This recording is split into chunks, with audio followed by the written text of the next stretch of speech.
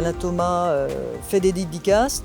Donc je me suis dit, c'est l'occasion de venir le voir, parce que je sais qu'il est timide, et s'il vient pour dédicacer son livre, eh bien, il vient à la rencontre de gens motivés pour le voir.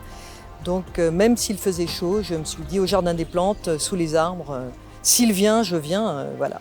Pour moi, c'est un émerveillement, une plongée dans une luxuriance et une beauté extraordinaire. J'étais allée avec Pornic, avec mes papis et mamie, et puis on a vu une expo d'Alain Thomas, et du coup on est allé le voir, et puis j'ai trouvé ça très joli. Ces oiseaux et ces couleurs, c'était joli, très joli.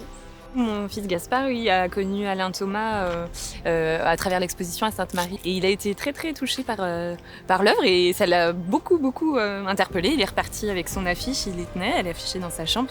Il a apprécié énormément sa peinture.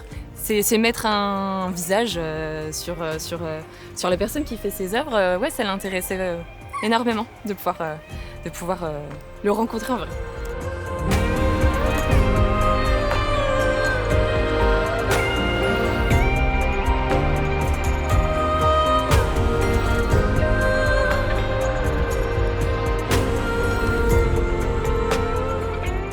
J'ai connu Alain il y a très longtemps, à l'époque où il était en primaire.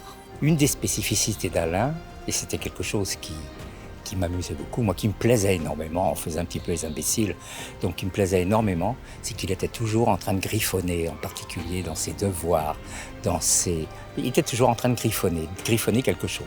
C'était assez fréquent, il se faisait piquer un devoir, ou il se faisait piquer quelque chose avec des dessins de toutes sortes. Au moment, on était gamin, donc on faisait n'importe quel dessin, mais lui avec un certain talent déjà.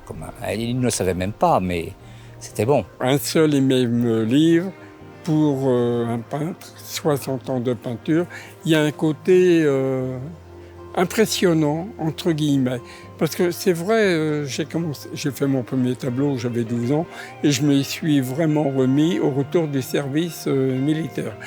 Une peinture qui était relativement sombre, mais même très sombre.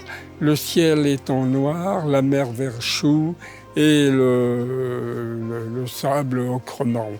Mais c'était ma vision du monde à l'époque.